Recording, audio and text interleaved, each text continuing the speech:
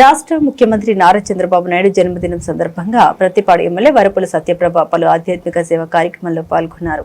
ఏలేశ్వరం పట్టణంలో అన్న క్యాంటీన్ వద్ద ఎమ్మెల్యే సత్యప్రభ స్థానిక నాయకులతో కలిసి అన్నదాన కార్యక్రమాన్ని చేపట్టారు. ఈ సందర్భంగా వృద్ధులు, మహిళలు, కార్మికులతో మమేకమయ్యారు. అనంతరం అన్న క్యాంటీన్ లో ప్రజలతో కలిసి ఎమ్మెల్యే సత్యప్రభ భోజనం చేశారు.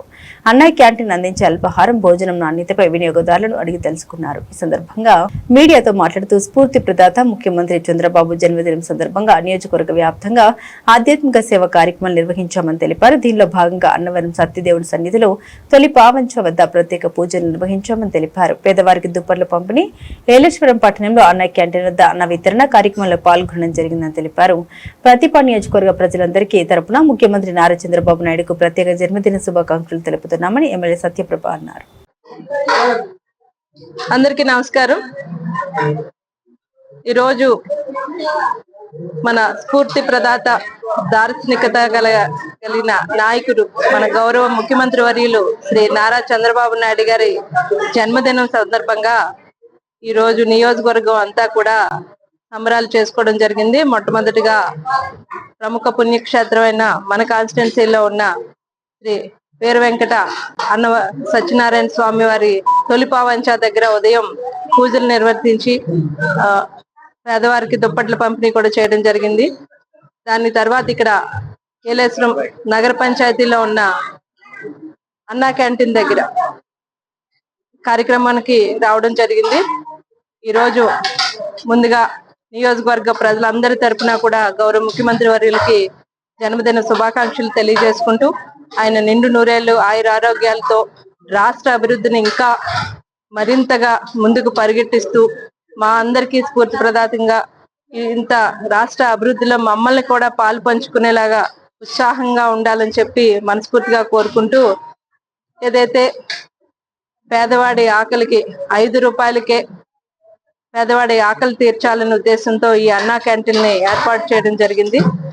గత ప్రభుత్వంలో ఈ అన్నా క్యాంటీన్ అన్నింటినీ కూడా నిర్వీర్యం చేసి మూసివేయబడడం జరిగింది. కూటమి ప్రభుత్వం 2024లో కూటమి ప్రభుత్వం వచ్చిన వెంటనే కూడా ఎంత ఆర్థిక ఇబ్బందులు ఉన్నా కూడా పేదవాడి ఆకలి తీర్చాలనే ఉద్దేశంతో అన్నా క్యాంటీన్ ని మళ్ళీ తెరవబడడం జరిగింది. ఏదైతే ఉదయం అల్పాహారం, మధ్యాహ్నం భోజనం, రాత్రి భోజనం ఇవన్నీ కలిపి పేదవాడికి 5 రూపాయలకే భోజనం, రోజుకి ఒక 75 రూపాయలతో, ఎందుకంటే 60 రూపాయలు భోజనంకి అయితేనే, అల్పాహారంకి అయితే ఖర్చు అయితేనే 15 రూపాయలు మిగిలిన వాటికి, ఇలా 75 రూపాయలకి ఒక పేదవాడికి ఒక రోజు మొత్తంకి వారి ఆకలికి సరిపడా అందించాలనే ఉద్దేశంతో ఈ అన్నా క్యాంటీన్ ఏర్పాటు చేయడం జరిగింది. ఇప్పటి వరకు దాదాపు రాష్ట్రంలో 269 అన్నా క్యాంటీన్లు ఉన్నాయి. త్వరలోనే ఇంకా మరికొన్ని కూడా ఓపెన్ చేయబడతాయి.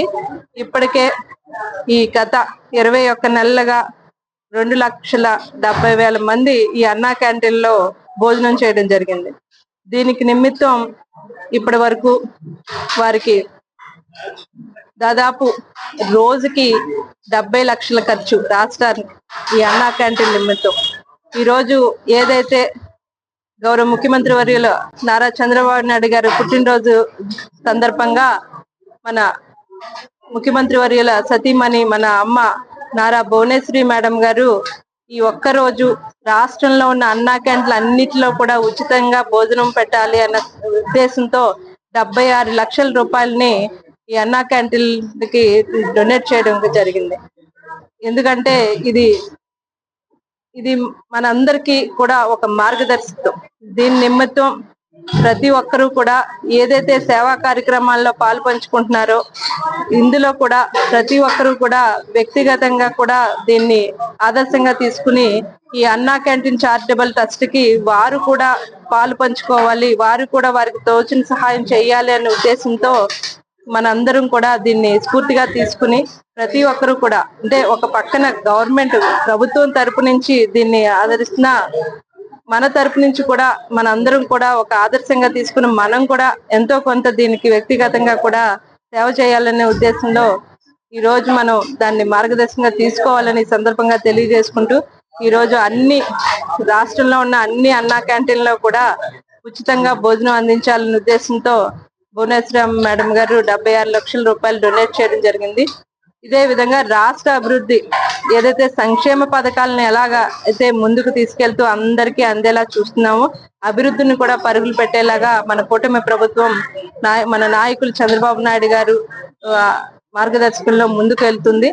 ముందు కూడా వారి నాయకత్వంలో మరింతగా మన రాష్ట్ర అభివృద్ధిని, ఈ తెలుగు జాతి గౌరవాన్ని పెంపొందించేలాగా చాటి చెప్పాలని చెప్పి మనందరం కూడా పాలు పంచుకోవాలి.